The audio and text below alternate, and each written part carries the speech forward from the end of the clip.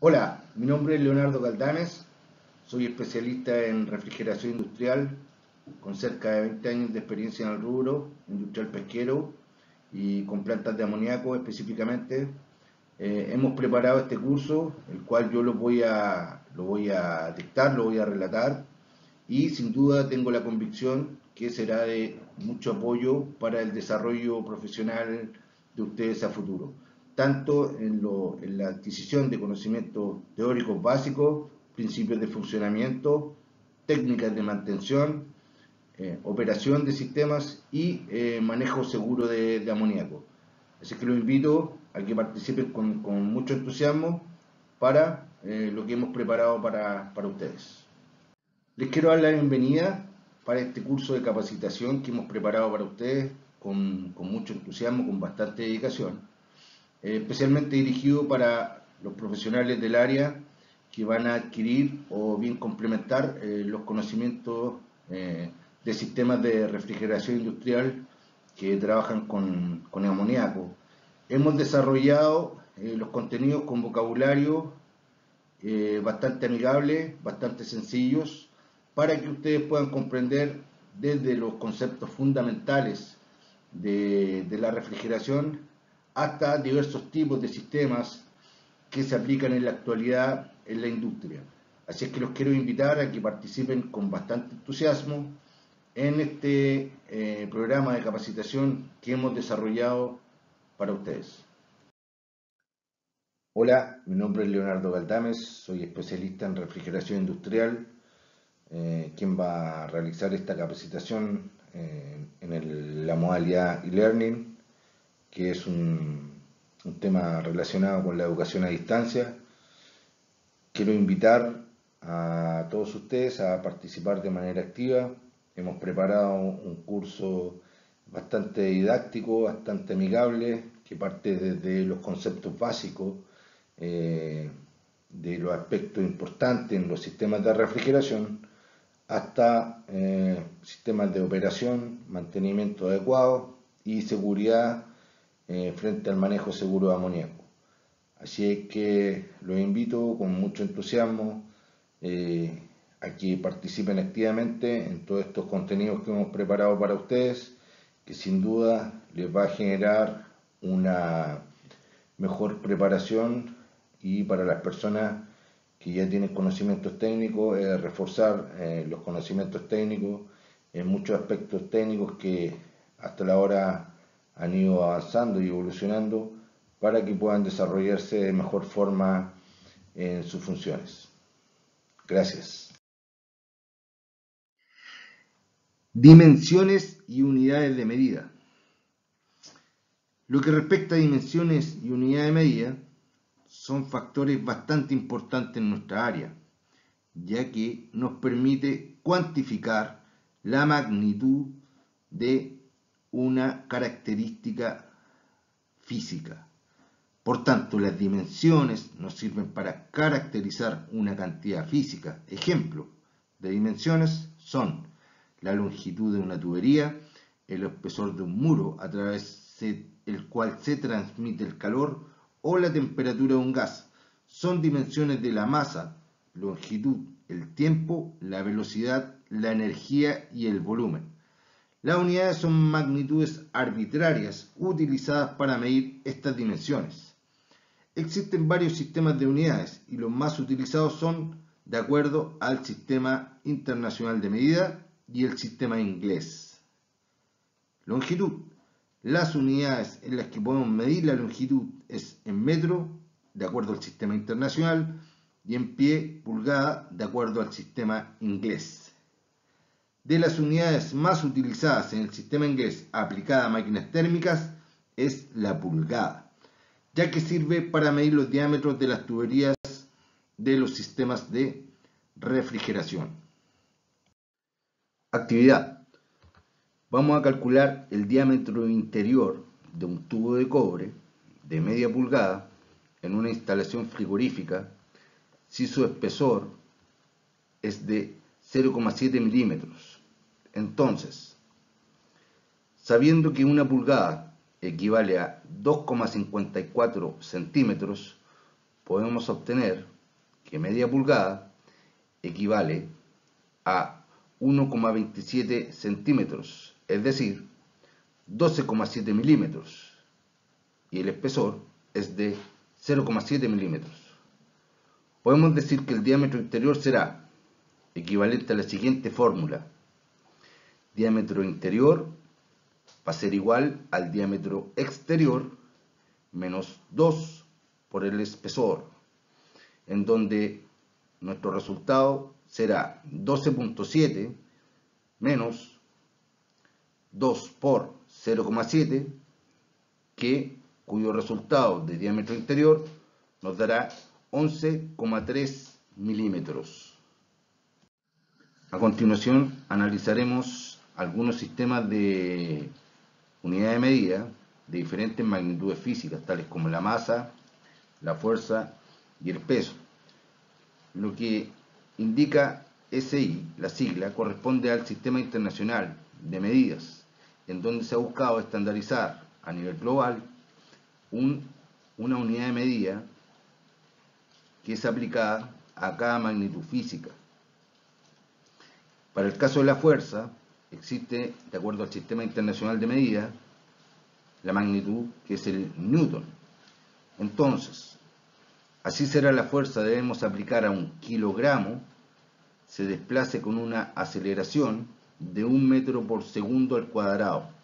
La aceleración, su magnitud física es de desplazamiento, en este caso está determinado por el metro, partido por una unidad de tiempo al cuadrado.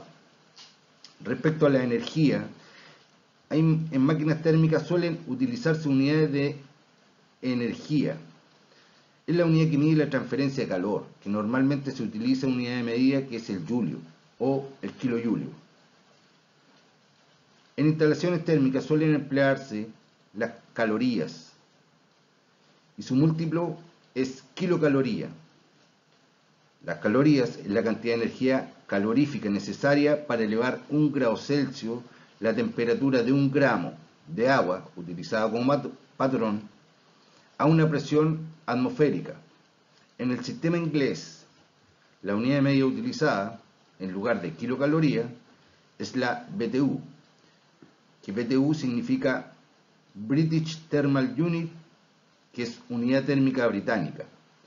Una kilocaloría equivale a 4,1868 kilojoules, equivalente a 4 BTU. Cabe señalar que en los sistemas de refrigeración nosotros debemos manejar ambas unidades de medida, puesto que el equipamiento que ingresa a nuestro país puede ser de origen inglés o asociado al Sistema Internacional de Medidas. Sin embargo, debemos ser capaces de poder dominar y convertir todas las unidades de medidas que corresponden a lo que respecta a energía. En la siguiente actividad analizaremos la equivalencia de un dato de potencia térmica. En una habitación necesitamos un aporte de 2.689,15 kilocalorías. Por tanto, la incógnita es la siguiente. ¿A cuántos julios equivale esa cantidad? La segunda es ¿a cuántos BTU equivalen los 2.689,15 kilocalorías?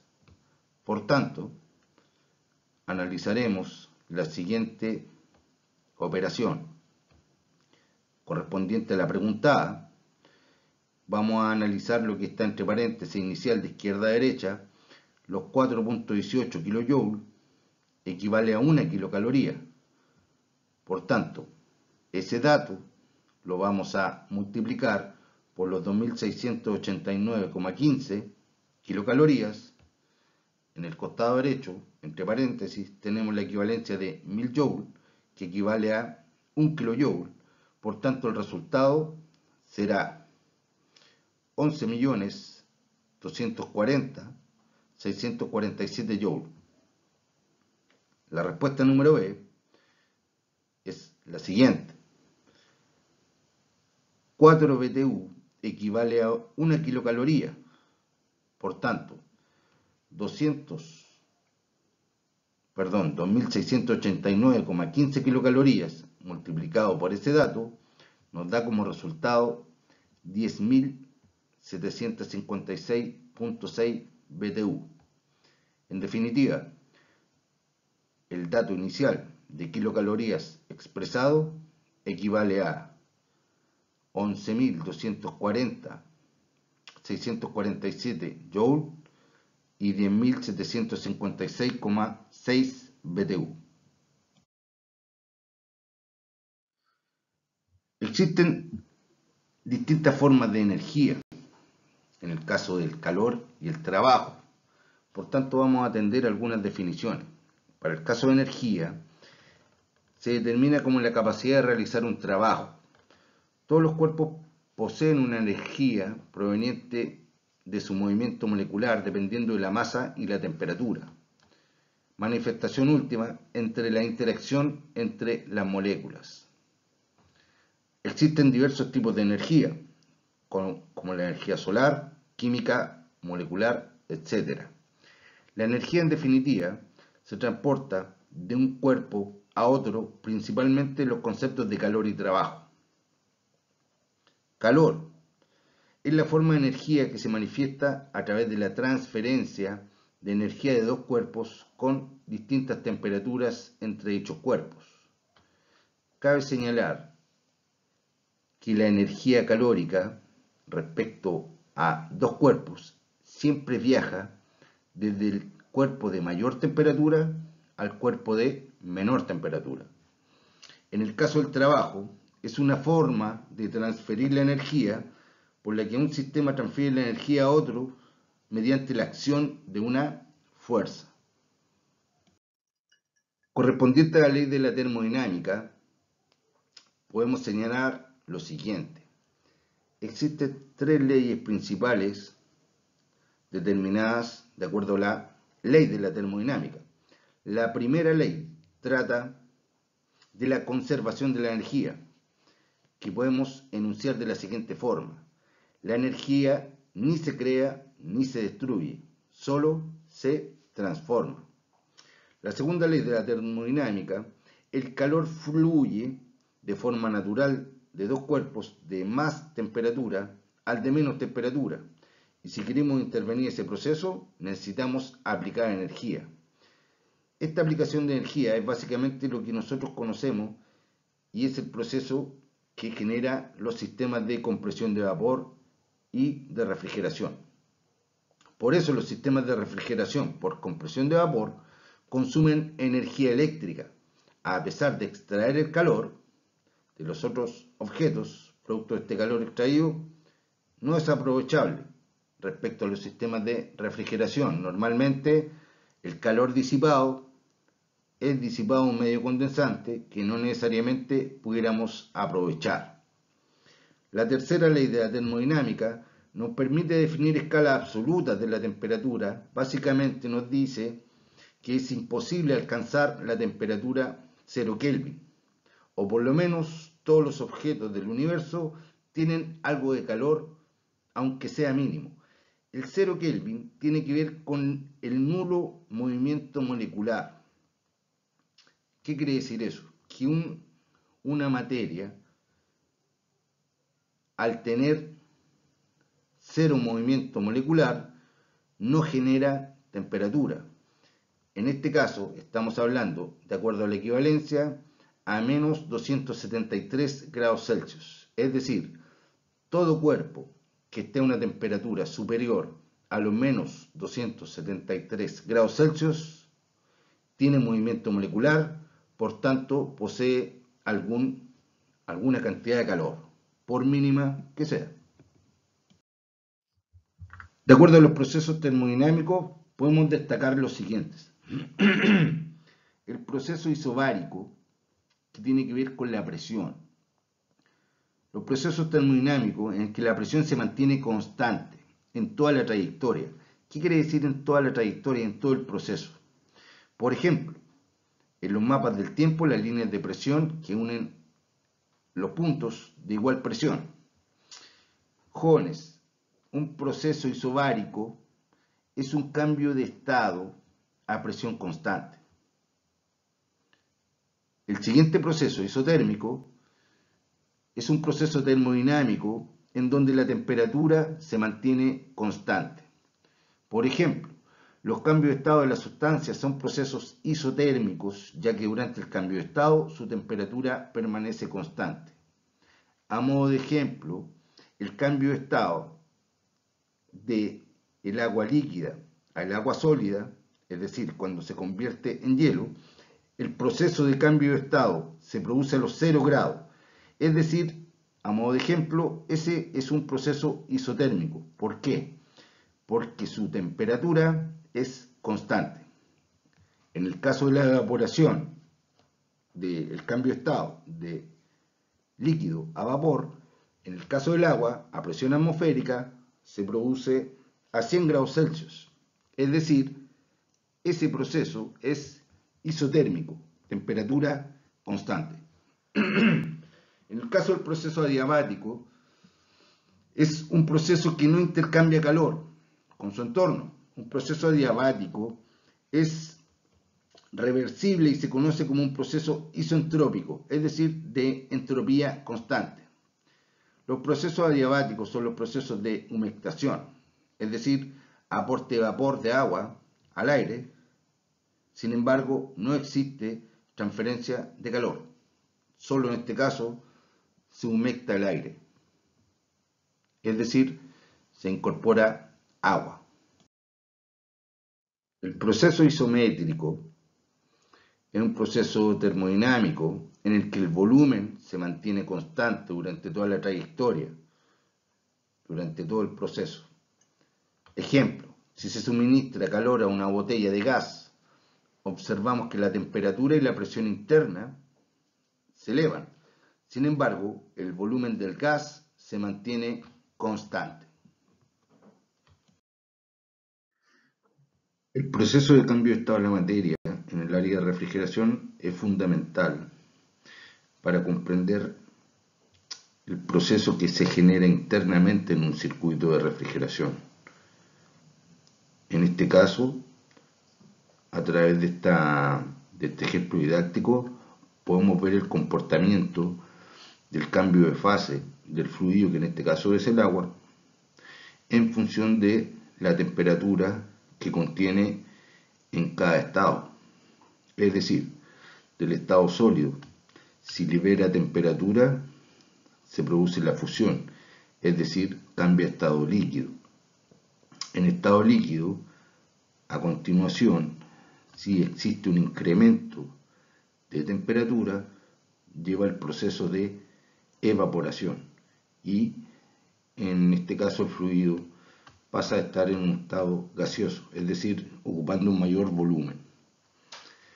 Posterior, el sentido inverso del proceso, cuando el vapor libera calor y es condensado, cambia de estado de vapor a líquido. En estado líquido sigue el proceso inverso, volviendo inicialmente a su estado de solidificación.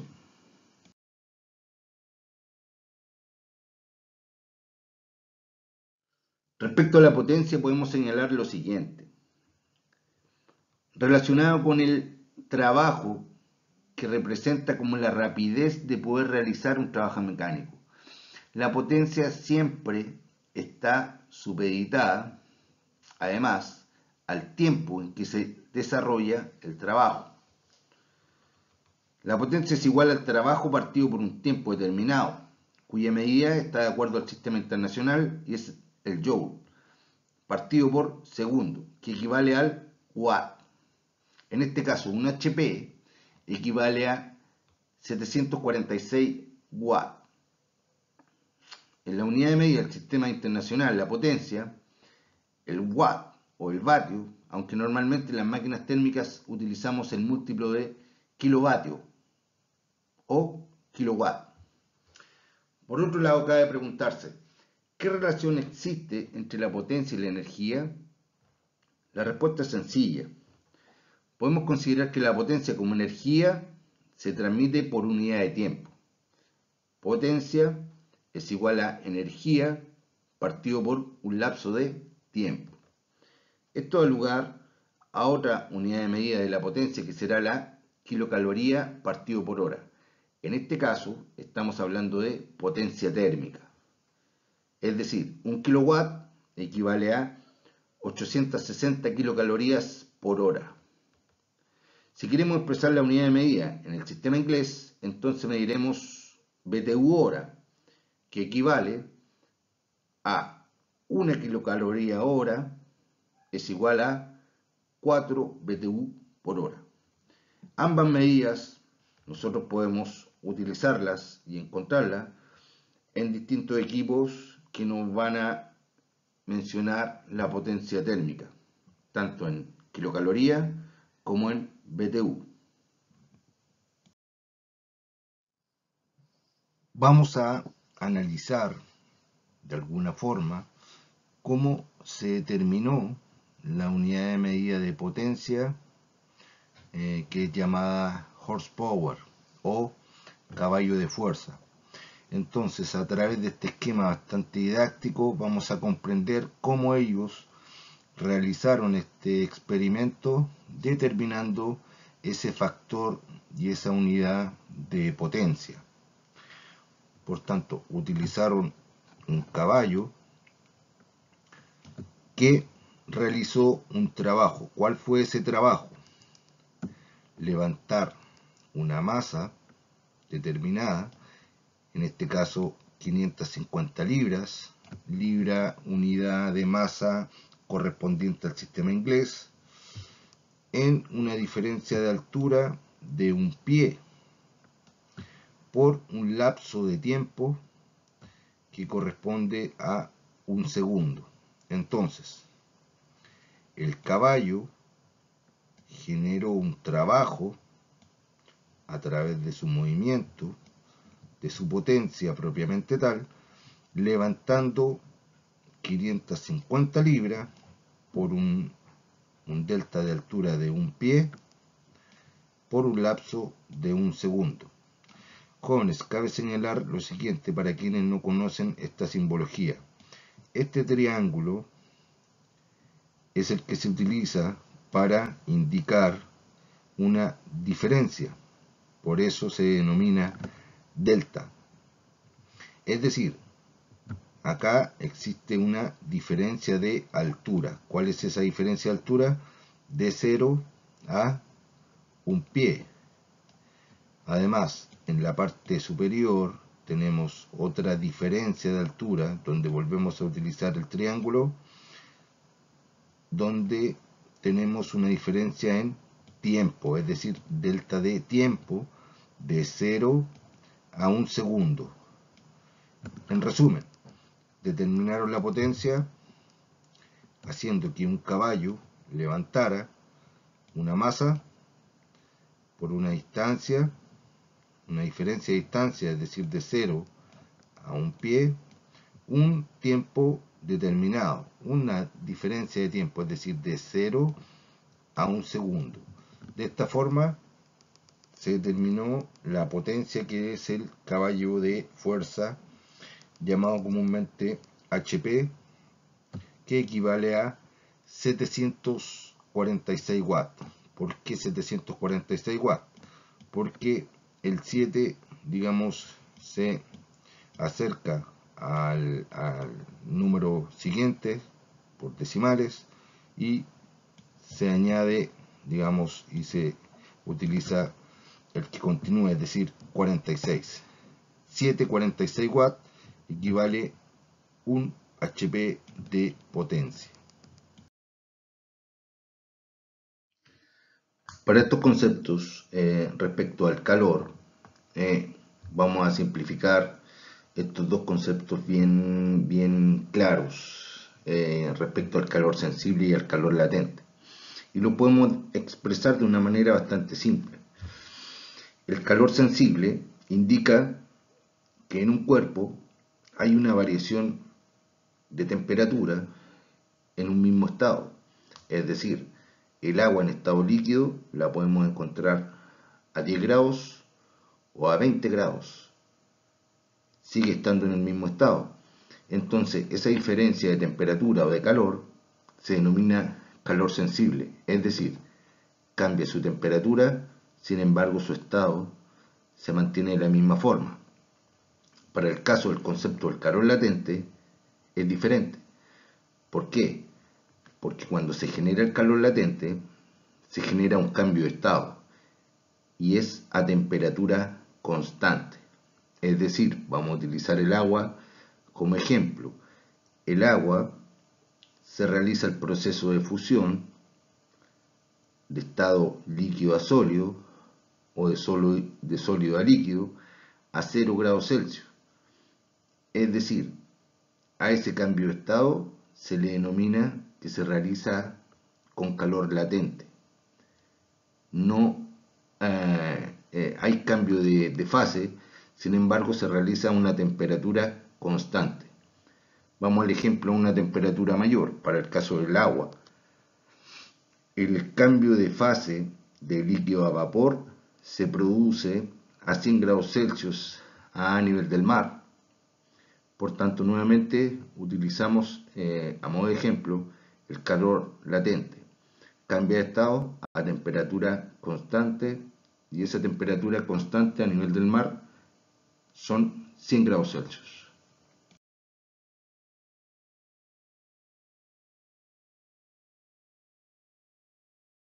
Para medir el calor existen tres principales escalas que reflejan la variación de la temperatura.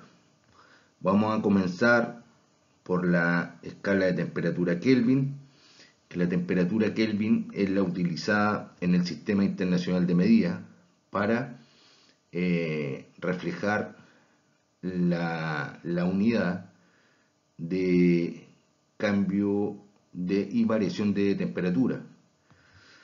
Cuando nosotros determinamos y cuando nosotros hablamos de la escala Kelvin, se habla del cero absoluto. ¿Qué quiere decir eso? Que en el cero absoluto, que en el 0 grado Kelvin, se determinó que no hay movimiento molecular. Sobre esa temperatura, sobre 0 Kelvin, que equivale a menos 273 grados Celsius, sobre esa temperatura hay movimiento molecular. La escala que nosotros ocupamos acá, normalmente, es la escala de grados Celsius. La escala de grados Celsius se determinó en base al comportamiento del agua, es decir, a los 0 grados se realiza la fusión y a los 100 grados se realiza el proceso de evaporación del agua. La escala Fahrenheit normalmente es utilizada en Estados Unidos y en Inglaterra, sin embargo, tenemos que ser capaces de interpretar y realizar una conversión de estos tres tipos de escala y llevarla a la escala que nosotros en la actualidad utilizamos.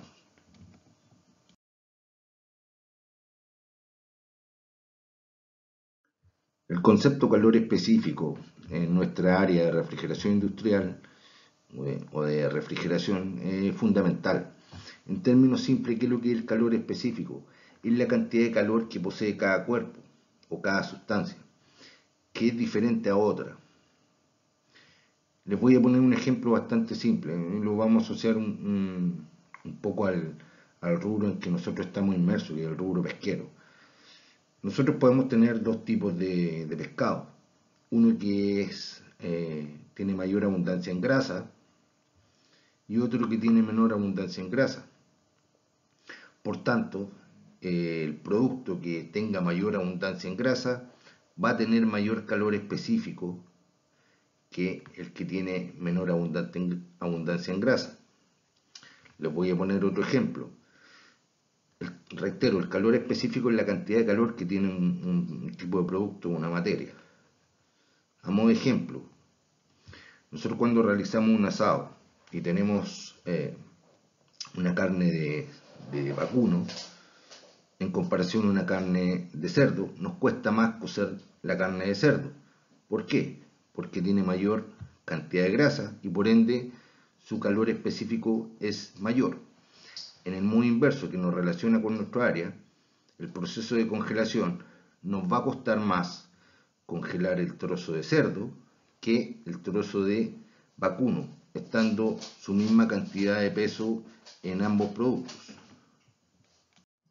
Tal como hemos mencionado, el calor específico es la cantidad de calor que poseen los productos, la masa, todos son diferentes.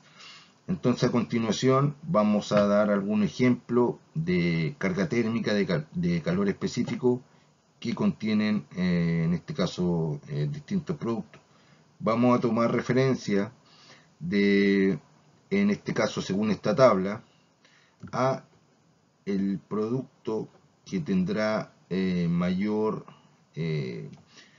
calor específico, es decir, mayor cantidad de energía. Y vamos a utilizar, según la tabla, si nosotros buscamos el que tiene mayor calor específico y nos encontramos con el que posee 3.71 kilojoules partido por kilogramo grados Celsius, que correspondería a, en este caso, el bacalao.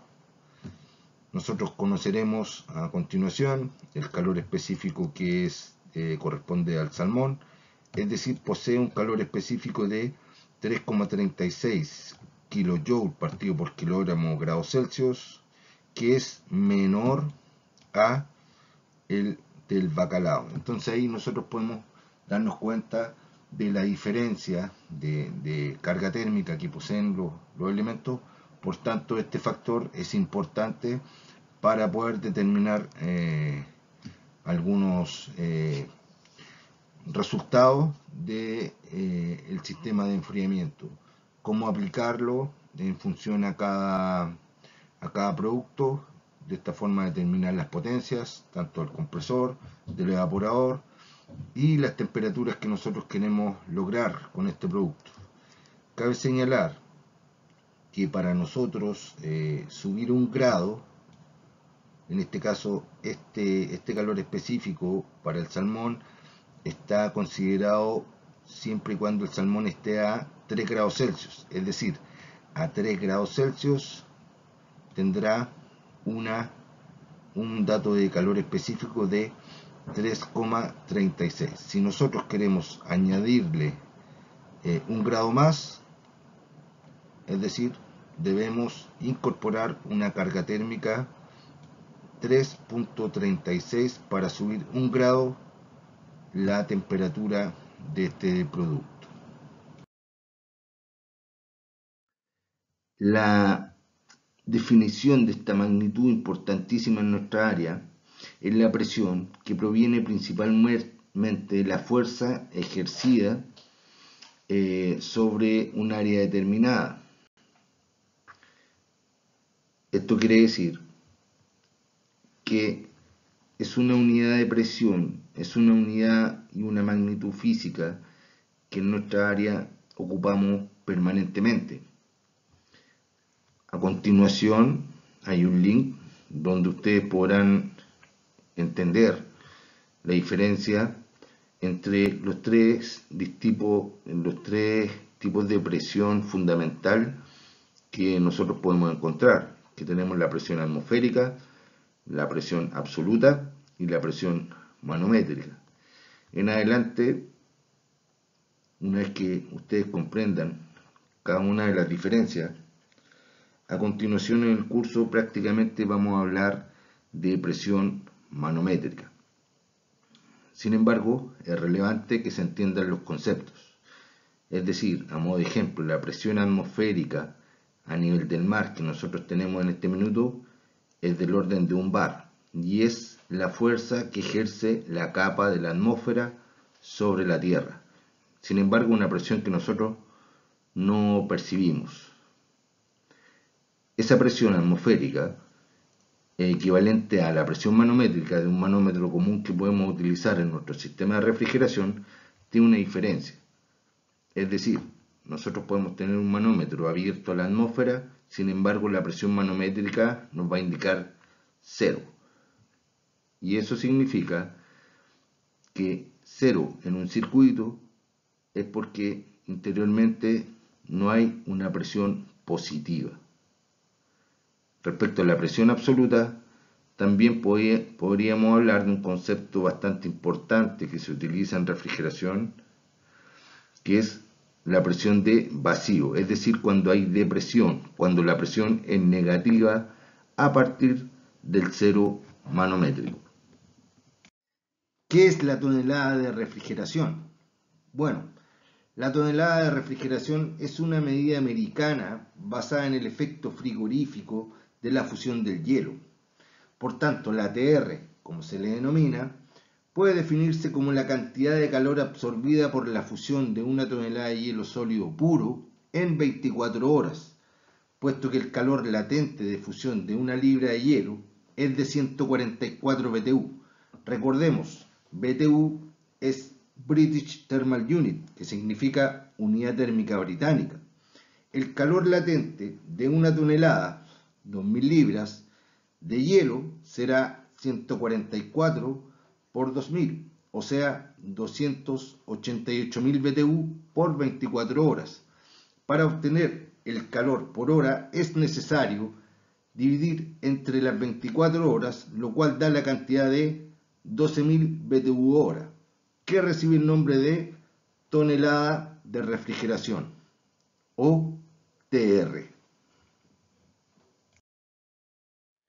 A continuación vamos a describir una magnitud física que está directamente relacionada y es fundamental en los sistemas de refrigeración y corresponde a la presión. La presión principalmente proviene de la acción de una fuerza que se ejerce sobre un cuerpo o un área determinada. Frente a esto, vamos a describir los tres tipos de presión con los cuales nosotros debemos señalar, debemos adoptar y entender de acuerdo a su tipo y definición. Cabe señalar que la unidad de medida, de acuerdo al sistema internacional, la presión es el pascal. Sin embargo, las que nosotros más utilizamos son el bar, el PSI, el kilogramo partido por centímetro cuadrado, es decir, una unidad de masa partida por la unidad de área al cuadrado. Para el caso de la presión atmosférica, que es el primer tipo de presión, se refiere al peso de una columna de aire que hay sobre cualquier punto o lugar en la Tierra, y es por eso el peso por una unidad de una superficie.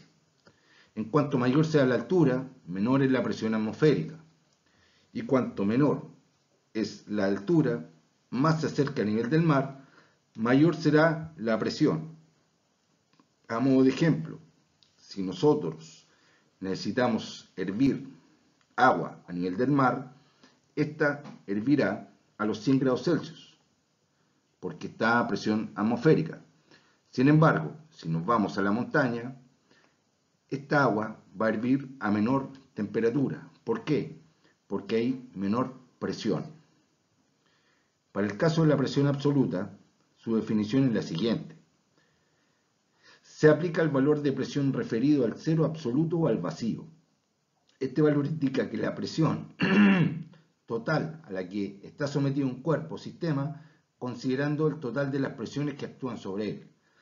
Jóvenes, cuando nosotros hablamos también de presión absoluta, nos podemos referir, de acuerdo a la presión atmosférica, a la presión de vacío. La presión de vacío es igual que decir una presión negativa, que en este caso estaría debajo de la presión atmosférica. A continuación, la presión atmosférica se mide en relación a la presión, por la que cualquier cambio en el tiempo atmosférico o en la altitud influye directamente sobre la lectura. Por ejemplo, si la presión atmosférica es un bar, que es la que tenemos a nivel del mar, y la manométrica es de 6 bar, entonces la presión absoluta será de 7 bar, es decir, debemos sumar el bar de presión atmosférica. De ahora en adelante, en todo este proceso de capacitación, nosotros principalmente vamos a hablar de presión manométrica, que es la presión que nos va a indicar los circuitos de manera interna, de alguna u otra forma vamos a obviar la presión atmosférica, por ende el cero manométrico en realidad será un bar, que es la presión atmosférica. Sin embargo, el manómetro no lo considera, indica cero, y ese cero es el cero manométrico. A continuación les dejo un link para que puedan, de alguna u otra forma, de manera didáctica, comprender estas tres tipos de presión que hemos analizado. En la imagen podemos visualizar dos manómetros que normalmente utilizamos en los sistemas de refrigeración. En el costado izquierdo tenemos un manómetro mixto en donde podemos leer siempre presión atmosférica, sin embargo nos indica la escala negativa, es decir, podemos leer presión de vacío equivalente al refrigerante amoníaco. Cabe señalar que todos los manómetros y la presión es equivalente a la temperatura, pero va a depender de cada tipo de refrigerante. Todos ellos tienen presiones diferentes de acuerdo a la temperatura. En el costado derecho podemos visualizar un manómetro que normalmente se utiliza en los estanques de bombeo, en donde tiene dos escalas, una en su interior y la escala que está en el lado exterior, con dos tomas. Bueno, la escala interior es utilizada y estos manómetros se denominan manómetros diferenciales, en donde son instalados en un sistema bombeado, es decir, yo puedo instalar este manómetro en un estanque de bombeo y la escala interior, que es la diferencial, me va a arrojar la presión que determina el funcionamiento de la bomba. En este caso, la bomba de amoníaco instalada en un estanque de bombeo. La escala exterior, que está en bar, me va a indicar la presión de evaporación o la presión del estanque, ya sea positiva o negativa.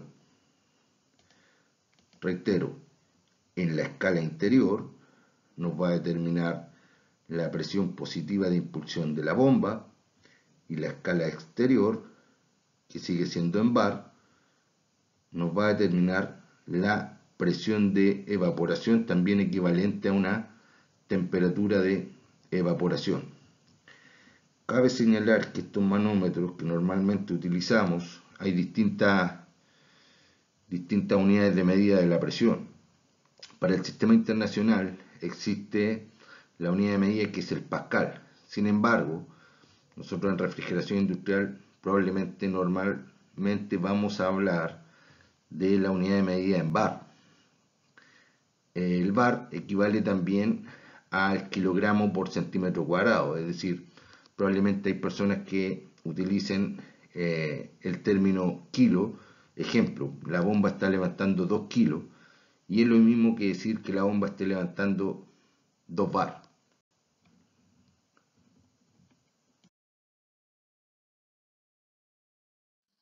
En un sistema de refrigeración hay dos conceptos fundamentales que es relevante conocer y tienen relación con el sobrecalentamiento y el subenfriamiento que podemos encontrar en algunos puntos del circuito de refrigeración. Respecto al sobrecalentamiento, se refiere a la temperatura, entre paréntesis, de calor sensible, es decir, de solo variación de temperatura, de un gas o vapor, sobre la temperatura de saturación que corresponde a una presión particular. ¿Cómo mido este sobrecalentamiento? De la siguiente forma. Tomo la lectura de presión en el manómetro, posteriormente la presión equivale a una temperatura X. Ejemplo, 2 bar en un manómetro de amoníaco corresponde a menos 10 grados Celsius, que va a equivaler en este caso al tipo de refrigerante. Posteriormente medimos la temperatura de contacto en el mismo punto en donde se toma la presión. En este caso, a modo de ejemplo, vamos a tomar la temperatura de contacto en el mismo punto y nos va a arrojar una temperatura de 0 grados Celsius.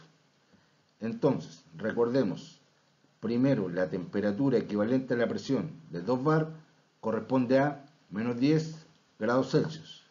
Por ende, la temperatura de contacto es 0 grados Celsius. Ante esto podemos señalar que el sistema tiene un recalentamiento de 10 grados. Esos 10 grados, cuando hablamos de sobrecalentamiento, debemos añadirle una K, que quiere decir Kelvin. Sin embargo, la K se relaciona directamente y se asocia a grados de recalentamiento. Respecto al sistema de subenfriamiento, se refiere a la disminución de temperatura, sigue siendo calor sensible, de un líquido bajo la temperatura de saturación que corresponde a una presión particular. ¿Cómo obtenemos el subenfriamiento? Es exactamente la misma operación como obtuvimos el recalentamiento, pero de manera inversa. Un ejemplo de subenfriamiento. Nosotros tenemos el agua a 20 grados Celsius. Nosotros disminuimos esa temperatura a 15 grados Celsius. Por ende, obtenemos la diferencia que se resta 5 grados, que es el diferencial entre los 20 grados Celsius y los 15 grados Celsius final. Por tanto, obtenemos 5 grados de subenfriamiento. Normalmente el subenfriamiento se mide en la línea de líquido a la salida del condensador, y para el caso del sobrecalentamiento se mide en la línea de succión rumbo hacia el compresor o en la misma entrada del compresor. Respecto al sobrecalentamiento, les quiero señalar lo siguiente, porque hay un rol fundamental. El sobrecalentamiento, de alguna u otra forma, me va a determinar el equilibrio del sistema, y además me puede indicar un grado de bajo recalentamiento que pudiéramos tener o correr el riesgo de retornar líquido a nuestro compresor. Por ende, es fundamental tomar esta lectura del recalentamiento, sobre todo en la línea de succión, que nos va a determinar el equilibrio de nuestro sistema. Cuando nosotros iniciamos un proceso de congelación, normalmente y siempre el recalentamiento es alto. A medida que vamos descendiendo con la temperatura y llegando a la temperatura que se requiere de un sistema de congelación, el sobrecalentamiento va disminuyendo. Sin embargo, no debe llegar a valores tan bajos, pues además nos está indicando que corremos el riesgo de tener un retorno de líquido al tener un bajo valor de recalentamiento. ¿Cómo medimos el recalentamiento en un compresor? Es bastante práctico, es bastante simple. Medimos la presión en la válvula de servicio de entrada a la succión del compresor.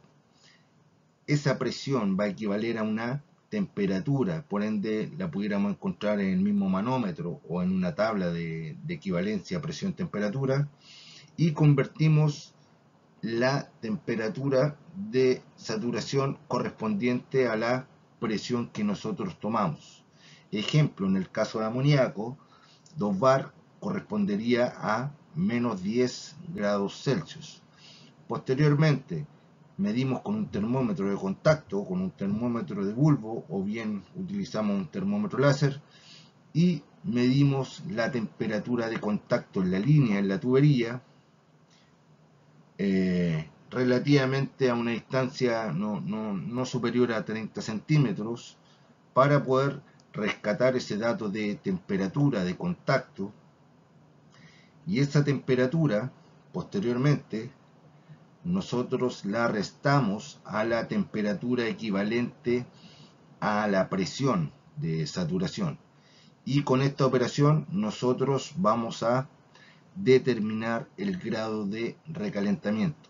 Ejemplo, nosotros acabamos de mencionar que a modo de ejemplo utilizaremos 2 bar de presión en amoníaco, que va a equivaler a menos 10 grados Celsius, y si nosotros tomamos una temperatura de contacto o una temperatura con un termómetro láser, y ese termómetro nos indica 2 grados Celsius, por tanto habrá 12 grados de recalentamiento.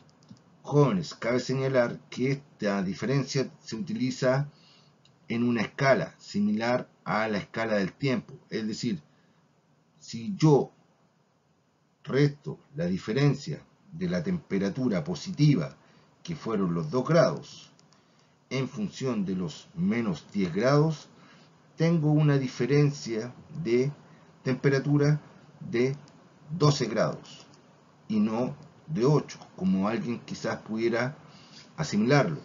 Reitero, debemos ocupar la referencia de diferencia similar a como lo hacemos en una escala de temperatura, es decir, del menos 10 llegaremos al 0 y del 0 a los 2 grados positivos. Por tanto, la diferencia de temperatura será de 12 grados y eso equivale a 12 grados de recalentamiento. En este esquema nosotros vamos a ver algunos puntos en donde vamos a utilizar y ejemplificar cómo vamos a medir el recalentamiento.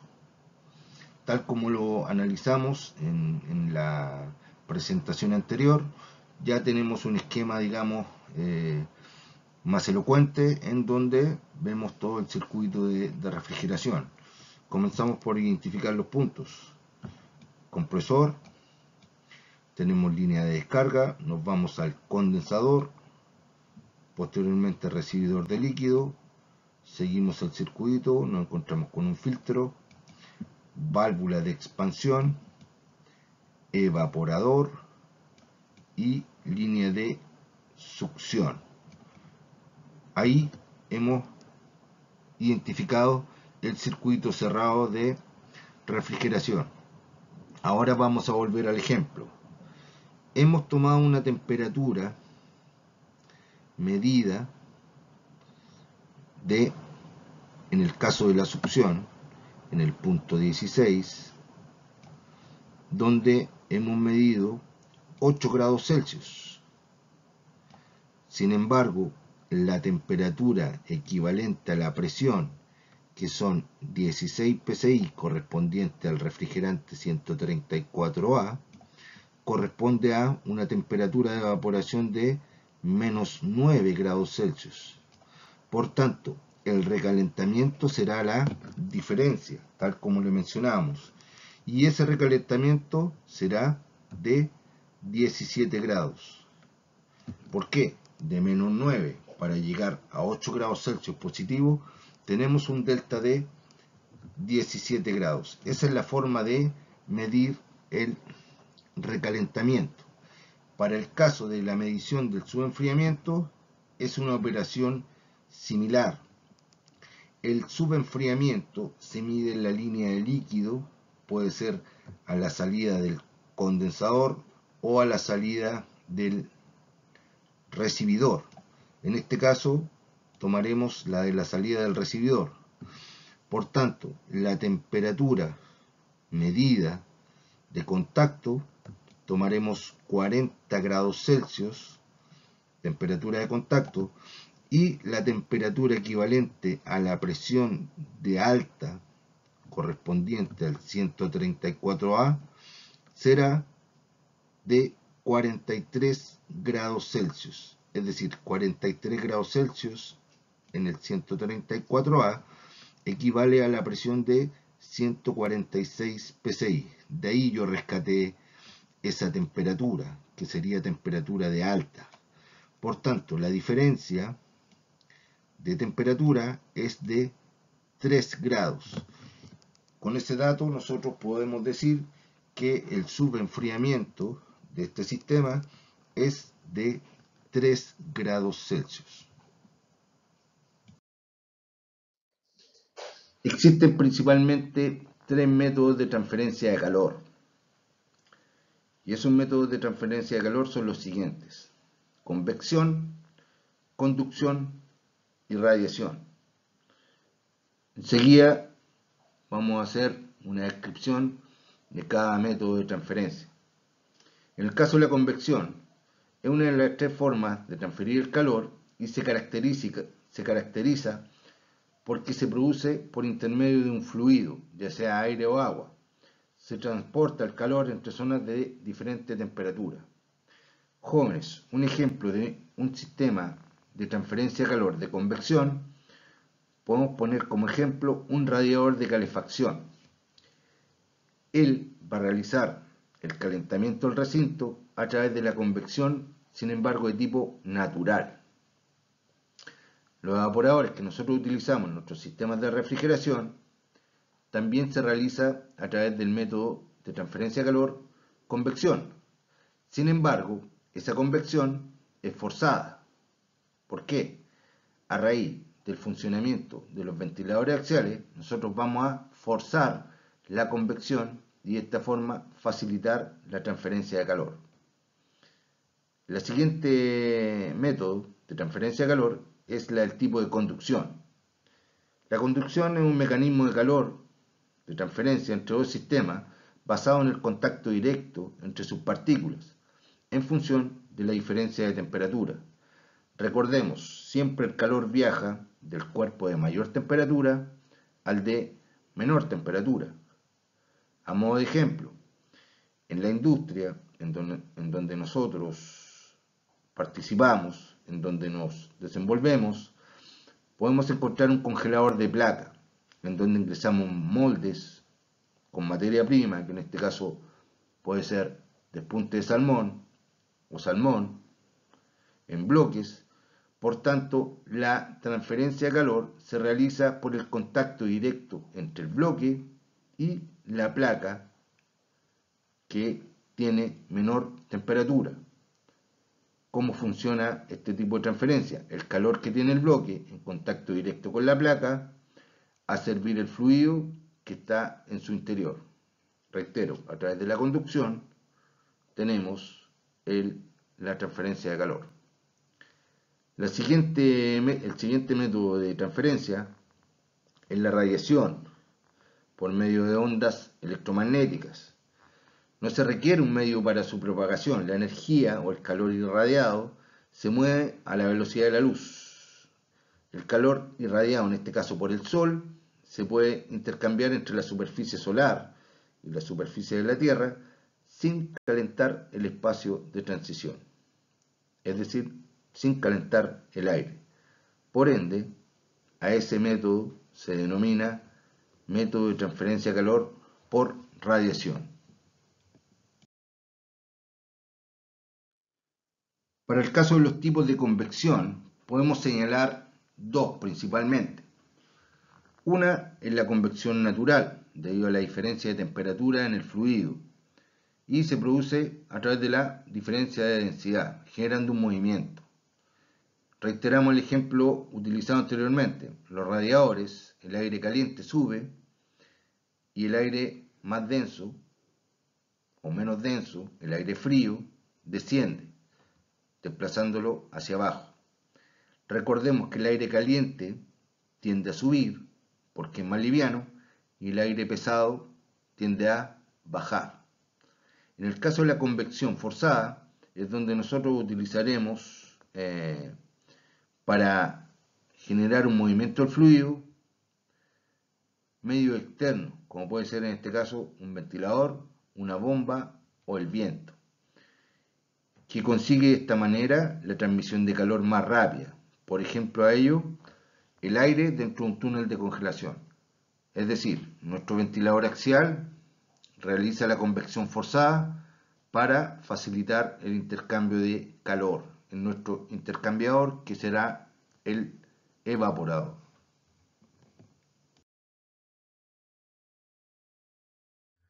A continuación vamos a analizar una rama de la ciencia que está dedicada a los estudios termodinámicos del aire húmedo y de los efectos de la humedad atmosférica en los materiales y en el confort humano. Esto tiene relación con la ciclometría y la relación con la humedad. Bueno, a continuación vamos a analizar tres tipos de aire. De esta forma vamos a comprender los conceptos. El aire atmosférico es una mezcla de gases, 78% de nitrógeno, 21% de oxígeno y otros gases, con vapor de agua y otras sustancias. El aire seco se trata de una mezcla de gases en ausencia de agua. Y el aire húmedo se trata de una mezcla de gases con presencia de agua. Las propiedades del aire húmedo se representan en un diagrama ciclométrico, forma que, conociendo las propiedades, solo dos propiedades, podemos determinar todos los factores y los parámetros del aire húmedo, que a continuación vamos a analizar. En resumidas cuentas, jóvenes, reitero, nosotros en la actualidad, ponemos un ejemplo, el día de hoy, podemos tener, según los datos meteorológicos, una temperatura del aire ambiente del orden de los 18 grados. Y ese aire va a tener una humedad. El aire atmosférico, en este caso, tiene un factor, tiene un grado de humedad relativa que pudiera ser, en esta época del año, del orden del 60, 70 u 80%. El aire seco tiene total ausencia de agua. El aire húmedo es el aire que contiene presencia de agua. Entonces, podemos decir que el aire atmosférico es similar al aire húmedo con distintos porcentajes de agua. Esos distintos porcentajes de agua se refieren a la humedad relativa del aire.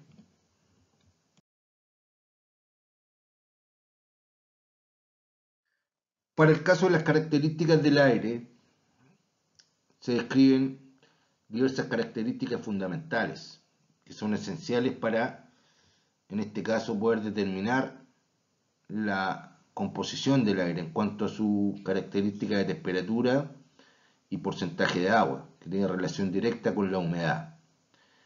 En base a ello podemos señalar lo siguiente, que la humedad absoluta es la relación entre la masa de vapor de agua y la masa de aire seco. La humedad relativa es el cociente entre la presión de vapor de agua del aire húmedo y la presión de vapor. Esta humedad relativa es la que normalmente nosotros escuchamos cuando nos dan el pronóstico del tiempo. Ejemplo, temperatura 16 grados, humedad relativa del orden del 60%. Para el caso de la temperatura del bulbo seco, se trata de la temperatura medida con un termómetro normal, cuya unidad de medida que utilizamos es el grado Celsius. La temperatura bulbo húmedo se trata de la temperatura medida en un termómetro que tiene un bulbo envuelto en una gasa de humedad. Por ende, a través de eso nosotros vamos a obtener la temperatura de bulbo húmedo. En el caso de la temperatura de rocío, quiero que pongamos bastante atención. ¿Qué es la temperatura de rocío? Es la temperatura en donde se comienza a condensar el vapor de agua que contiene el aire. Nosotros hemos escuchado permanentemente cuando en un día que no ha llovido, sin embargo, al amanecer se comienza a humedecer el suelo, el pasto o todas las superficies, tiene relación directa con el rocío. Normalmente la gente dice, cayó rocío. ¿Qué significa esto? Que el aire tiene una cantidad de agua y ese es un porcentaje de agua. ¿Cuál es ese porcentaje de agua presente en el aire? Es la humedad relativa. Ahora, ¿cómo se produce el rocío? Según el diagrama ciclométrico, nos permite determinar y descubrir, saber cuánto es la variación de temperatura que necesita un aire para llegar a su punto de rocío. Es decir, cómo nosotros logramos llegar al punto de rocío o también condensar el agua presente en el aire a través del enfriamiento.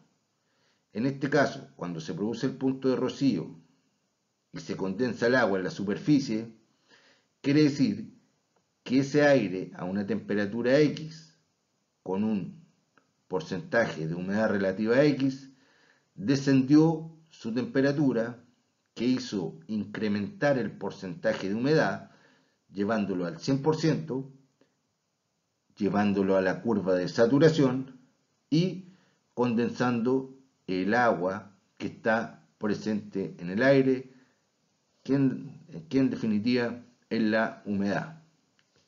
Entonces, en términos simples, ¿cómo nosotros llegamos o logramos llegar a la temperatura de rocío de un aire X con una humedad X?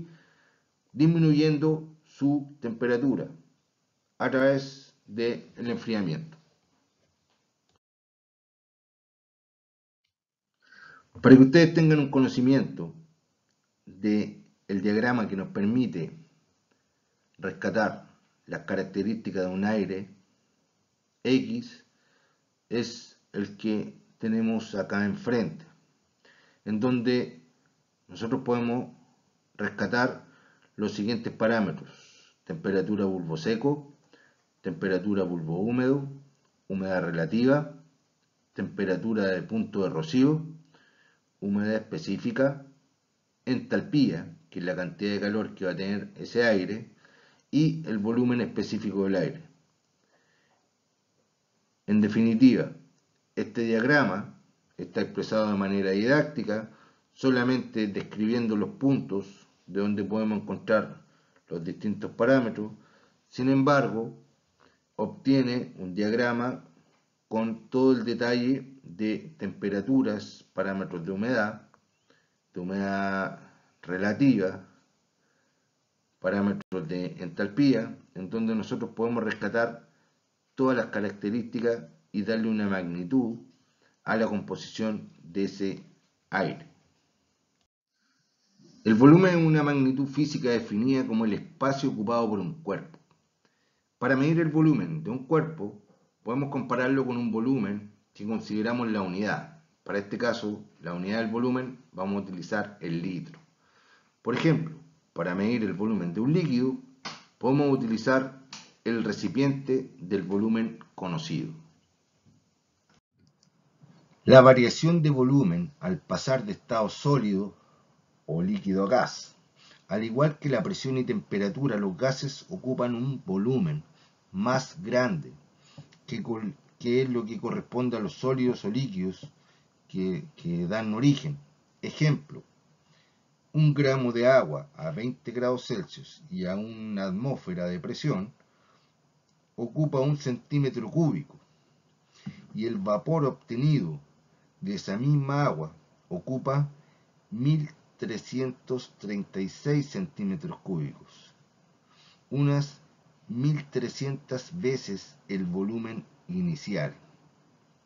Jóvenes, como un dato relevante, la diferencia de volumen en el amoníaco bordea las 900 veces en forma de vapor. Es decir, nosotros podemos tener 1 kilogramo de amoníaco y ese kilogramo en estado de vapor se transformará en 900 kilogramos de vapor.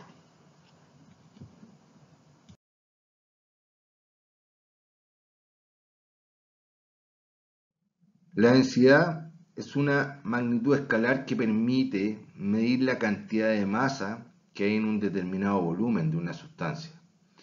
Es designada por la letra griega ρ. La fórmula para calcular la densidad de un objeto es ρ es igual a la masa partido por el volumen. Es decir, la densidad es igual a la masa entre el volumen, lo cual además podemos deducir que la densidad es inversamente proporcional al volumen. Mientras menor sea el volumen ocupado por determinada masa, mayor será la densidad. También podemos encontrar la densidad absoluta, que la densidad absoluta es una magnitud intensiva de la materia que se emplea para expresar la relación entre la masa y el volumen de una sustancia. Bueno, la entalpía se refleja normalmente en un diagrama de presión-entalpía, o también denominado un diagrama de Molière. Sin embargo, les voy a explicar los aspectos generales que nosotros podemos realizar y encontrar en un diagrama de presión-entalpía. Considerando que la entalpía es la cantidad de calor absorbida o cedida por un proceso termodinámico. Normalmente nosotros la entalpía se ve reflejada en una escala en este sector, ¿ok? En donde hacia la derecha aumenta el grado o aumenta la entalpía y hacia la izquierda la escala disminuye. Entonces, en este diagrama nosotros además podemos determinar todo el ciclo de refrigeración, como por ejemplo se grafica en este esquema, iniciando el proceso de entrada al compresor. Este proceso de compresión está determinado por una cantidad de entalpía, es decir, de este punto hasta este punto donde se inició la compresión hay X valor de entalpía que se generó. Entalpía en definitiva es cantidad de calor. En este punto donde estamos 100% vapor, comenzamos el ciclo y el retorno hacia la entrada del condensador. También podemos reflejar entre este punto y este punto un valor de entalpía. En este inicio de ingreso a la campana de cada refrigerante según su diagrama, comenzamos el proceso de condensación, es decir, cambiamos de estado de gas a líquido. Entonces en el interior de esta campana tendremos una mezcla del fluido, es decir, una mezcla de vapor y líquido. Acá está la salida del condensador y en donde iniciamos el proceso de expansión. La expansión, tal como lo refleja en el eje de presión, genera una caída brusca de presión, que es la que se genera en esta línea del diagrama. Es decir, en un punto en la entrada de la válvula de expansión provoca una caída brusca de presión con un determinado porcentaje de vapor. ¿Qué quiere decir esto? En un término teórico, nosotros ingresamos 100% líquido al evaporador, pero eso es teórico, dado a que siempre hay un porcentaje de vapor que se genera en el proceso de la expansión. Por ende, este punto también nos permite determinar de alguna u otra manera el porcentaje de vapor que ingresa al evaporador. Por ende, nosotros pudiéramos determinar acá probablemente un 10% de vapor. Ese vapor no realiza el trabajo en el evaporador, puesto que no genera enfriamiento, ya está evaporado. No así el resto, que es el 90% de líquido, que sí va a realizar el proceso de evaporación, que se genera en este sentido y se refleja, ¿no es cierto?, en un diagrama de Molière o en un diagrama de presión-entalpía, la cantidad de calor absorbido en el evaporador. Esto básicamente sirve para algunos efectos de cálculo en donde nosotros podemos encontrar el volumen.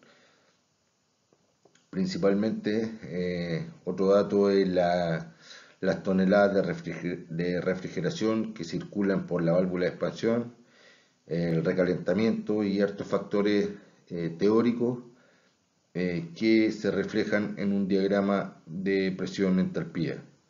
Sin embargo, creo que para ustedes es importante tener una noción general de lo que significa estos diagramas, ya que principalmente en lo que respecta a la operación y al mantenimiento de un sistema de refrigeración, normalmente no se utiliza este tipo de esquema de manera constante.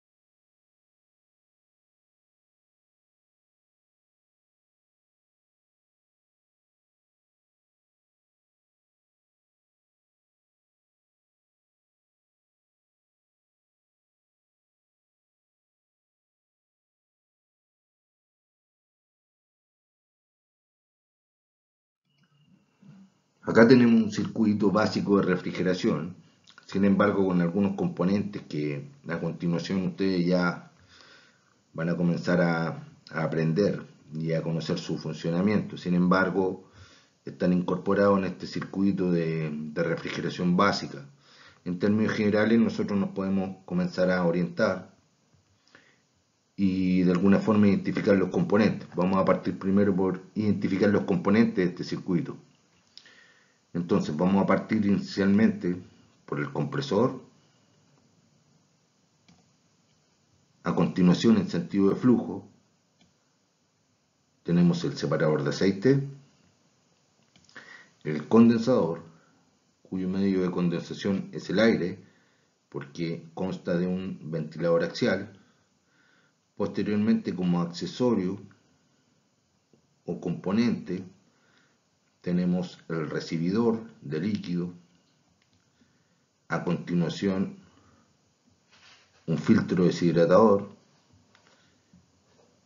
los dispositivos de expansión en ambos evaporadores,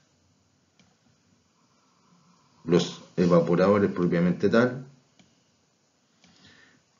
control de temperatura, interruptor de temperatura.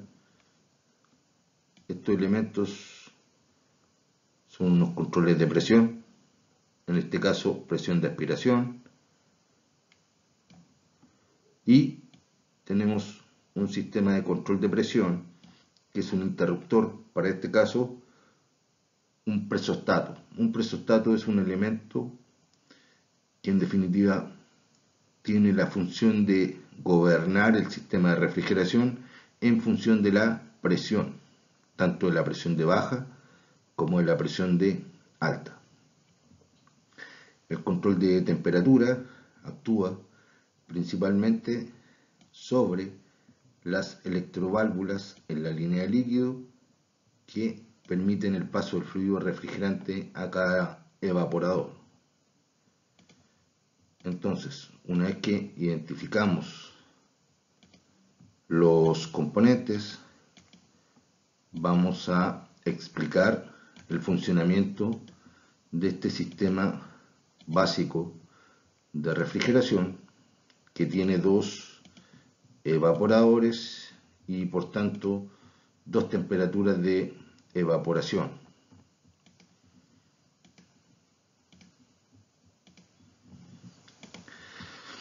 Inicialmente vamos a comenzar por el compresor, un compresor de tipo hermético,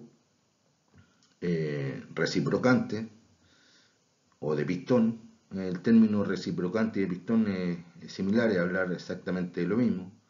También podemos denominarlo compresor alternativo. Entonces, en este caso, este elemento es el encargado de generar la diferencia de presión en el circuito. Posteriormente, tenemos la línea de descarga, que es alta presión y alta temperatura. La presión y temperatura de un circuito de refrigeración va a depender del tipo de refrigerante que se utilice. No es igual la temperatura y presión de todos los refrigerantes, existen diferencias. reitero, va a depender del tipo de refrigerante que utilicemos. Sin embargo, siempre en esta línea de descarga vamos a tener alta presión y alta temperatura, sea cual sea el tipo de refrigerante. Posteriormente tenemos un separador de aceite, cuya función es separar el aceite del refrigerante en la línea de descarga.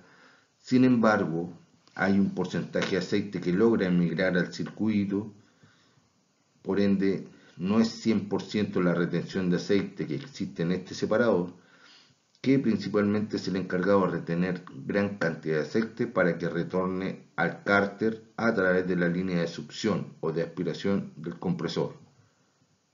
El aceite cumple la función principal en un sistema de refrigeración de lubricar el trabajo del compresor, de permitir la lubricación.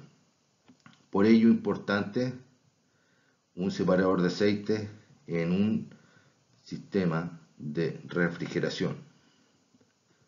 Posteriormente continuamos con la línea de descarga que nos va a llevar al condensador. En este elemento fundamental y principal de un sistema de refrigeración se genera el intercambio de temperatura, en donde es expulsado el calor hacia el medio condensante. En este caso nuestro medio condensante es el aire, que permite cambiar el estado del fluido de gas caliente a alta presión y a alta temperatura a líquido a alta presión. Acá se produce el denominado calor latente, es decir, se genera un cambio de estado a una temperatura constante. Posterior a ello, una vez que el condensador hizo su trabajo, es transportado hasta un recibidor. Este recibidor es el encargado de generar un stock de líquido permanente en función de la demanda del líquido refrigerante del circuito. Posterior a ello, seguimos con el trayecto del fluido refrigerante hacia los evaporadores, en donde nos encontramos con un filtro deshidratador, cuya función principal es atrapar partículas que puedan haber estado en el montaje, o también humedad que se transforma en gotas de agua. Es decir, este filtro tiene dos funciones: capta las partículas y va a captar también las partículas de agua. ¿Por qué? Porque es un filtro deshidratador, es decir, va a deshumectar el agua que por ese motivo pudo ingresar al sistema en el periodo o en el proceso de montaje. Una vez que atraviesa el filtro deshidratador, tenemos un elemento que es bastante importante y que nosotros también lo vamos a encontrar en un sistema de refrigeración industrial, que es un visor de líquido. Esto nos permite ver el nivel y la cantidad de líquido que tiene el sistema de refrigeración. Continuamos con el flujo y nos encontramos con dos controles de flujo utilizados en este circuito. Estas son electroválvulas. Las electroválvulas juegan un rol fundamental en el control de funcionamiento, dado que estas electroválvulas van a ser gobernadas por unos termostatos, donde vamos a setear la temperatura que se requiere en los evaporadores y van a actuar en función de la temperatura. Es decir, estos controles de temperatura, que son interruptores, van a abrir o cerrar el paso de la energía para habilitar las electroválvulas solenoides. Cabe señalar que las electroválvulas solenoides son del tipo normal cerrada. ¿Qué quiere decir eso? Que sin presencia de energía, las electroválvulas se encuentran cerradas al paso de refrigerante. Entonces, cuando la temperatura se incrementa, el control de temperatura que es el termostato, envía la señal para que abra el paso a través de la energización de la bobina del tipo solenoide. Posterior a ello, nos encontramos con un elemento importante que es la válvula de expansión. La función principal de la válvula de expansión es generar una caída brusca de presión y temperatura, lo que va a facilitar el enfriamiento en los evaporadores a través del cambio de temperatura. Los productos que estén en el interior de ambos evaporadores van a tener una temperatura mayor a la temperatura que logró disminuir las dos válvulas termostáticas.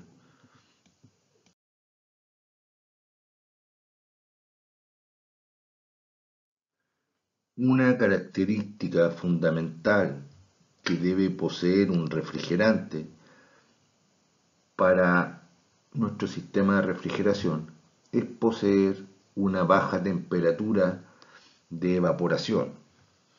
Ejemplo, el amoníaco que nosotros utilizamos en nuestro sistema de refrigeración industrial tiene una temperatura de evaporación de los menos 33 grados Celsius. ¿Qué quiere decir eso? Que sobre esa temperatura podemos encontrar el fluido en estado de vapor o se comienza a evaporar. Otro ejemplo para el caso del R22 como refrigerante cuya característica es favorable es que tiene una temperatura de evaporación del orden de los menos 40 grados Celsius. Entonces, es una característica bastante importante que los refrigerantes que utilizamos tengan una baja temperatura de evaporación.